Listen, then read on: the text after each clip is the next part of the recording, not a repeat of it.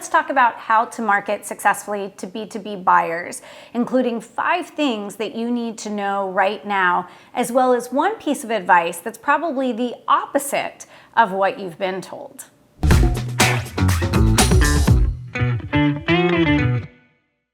Oftentimes, if I'm out speaking at a conference or at an event, I will get at least one coach, consultant, or service provider asking me, Angelique, what is the best marketing tactic to use in order to get corporate clients? But that, of course, is the wrong question, because any marketing tactic can work and they can all not work. And for a lot of folks, they find that none of the marketing tactics are working for them, and so they start hopping from this marketing tactic to that marketing tactic. And of course, it doesn't help that there are many gurus in the marketplace who have invested in their entire business being built on one marketing tactic in particular.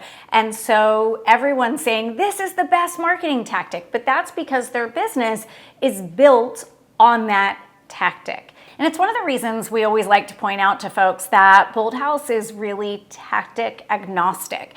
You can use the strategies that we're talking about, the mindsets, the approaches that we're talking about in any marketing tactic that you're utilizing. So whether you're on YouTube, speaking at a conference, doing networking, using webinars, publishing content on LinkedIn, you're able to come at that with the right approaches. So in this video, I'm going to share with you the 5 things that you really need to understand about decision makers, where their heads are at, how they're spending their time, so that no matter which tactics you're using in your business, you can have greater success with those things.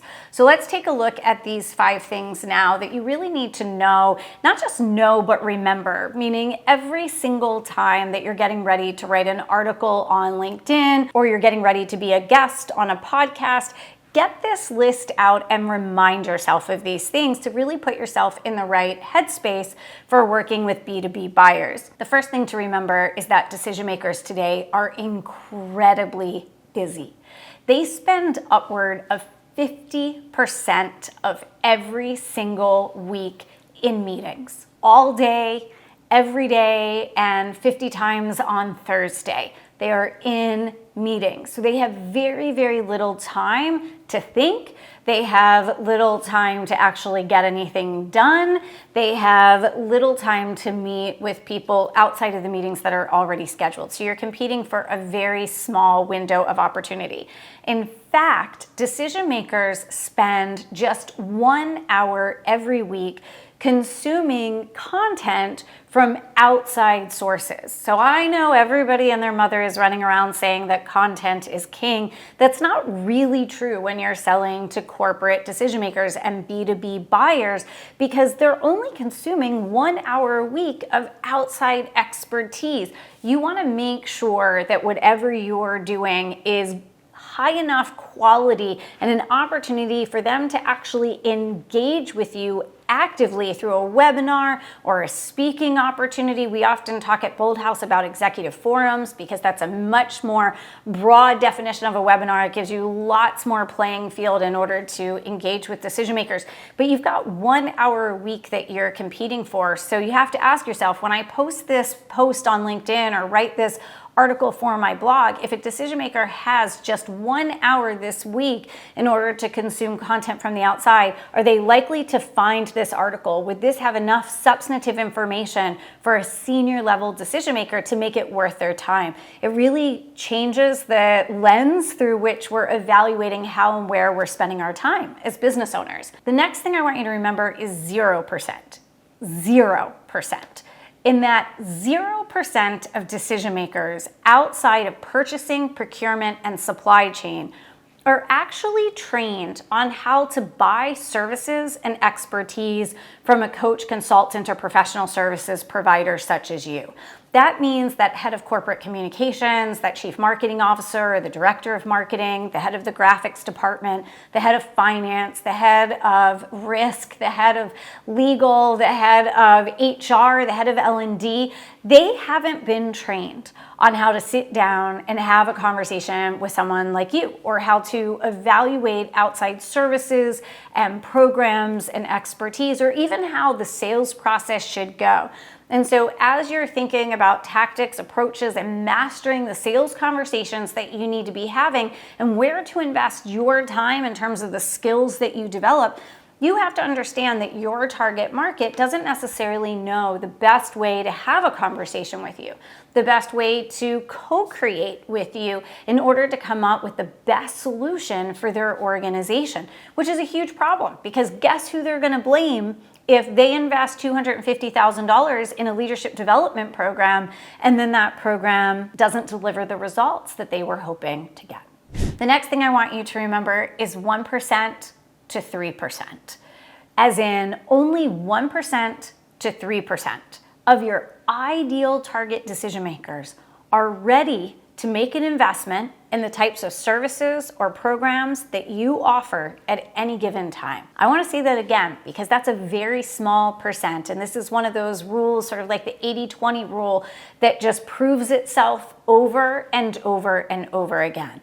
Let's say that you are an expert in social media and you help brands to leverage social media in order to grow in the marketplace. You go out and you speak at a conference and you're giving a breakout session, and there are 100 of your ideal target decision makers in that breakout session. And you know they're ideal target decision makers because they've traveled all the way to this conference, and out of 6 other sessions, they chose your session. So they care about what you do, they're in a leadership role, they're seated in your session.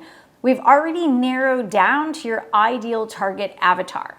Out of your ideal target avatar, out of those 100 decision makers that are in your breakout session, only about 1 to 3 of them will be in a position where in the next 3 to 6 months, they need an outside expert like you. And by the way, this isn't just for outside experts. We can look at this at any point in time, anywhere in the marketplace. If you put 100 consumers in a room and ask how many of them are going to be buying a car in the next 90 days, about 3 of them are going to raise their hand. So this is across all markets. This isn't just about selling to corporate. I share this number with you because that shows just how many decision makers you need to be creating real life engagement with. Not just people who are following you on Instagram or LinkedIn or signing up for a webinar, but really engaging and know who you are, what your firm does, and when they should be engaging your firm for help with whatever's going on in their organization. And the 5th thing I want you to remember is 7 hours. 7 hours. It generally takes 7 hours of a decision maker engaging with you, attending a session at a conference, attending some of your webinars, listening to you on a podcast, having an initial get to know you meeting with you or a capabilities briefing with you.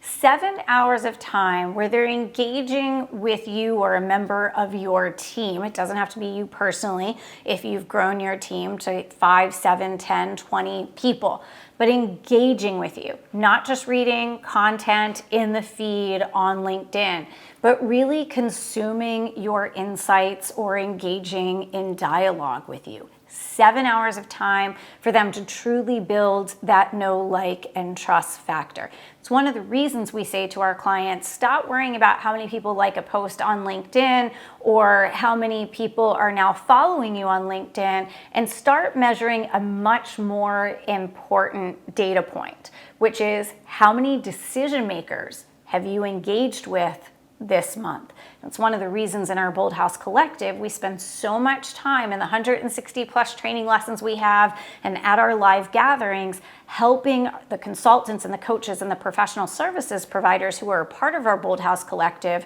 to create opportunities for decision makers to say yes to engaging with them. So one of the pieces of advice that's out in the marketplace is around content marketing and the importance of content marketing. And certainly today, when it comes to AI and the fact that AI is intercepting so much online traffic, content marketing is more important than it's ever been. But it's still not more important than creating conversations with real decision makers. In fact, it's really difficult to even know the content that you should be producing out in the marketplace, or what you should be speaking about at conferences, or hosting webinars about, or recording YouTube videos about, or what you should talk about when you get the opportunity to be featured on an industry podcast, if you're not having conversations with real decision makers to understand the language that they use, the problems that they're focused on solving, where they make mistakes in terms of the solutions they think they should invest in versus the things that you know that they should invest in. And that's why conversations have to be at the top of your priority list. In fact, based on your revenue numbers, you probably need to be having a minimum of 2 conversations every single week with real decision makers. That's a metric that you want to take a look at. And again, for those in our Boldhaus collective, that's one of the most important things that we're helping them do, is create those conversations with decision makers. Because once you're in front of a decision maker, you're really able to shape their thinking and educate them on how, when, and where your firm can best support their goals.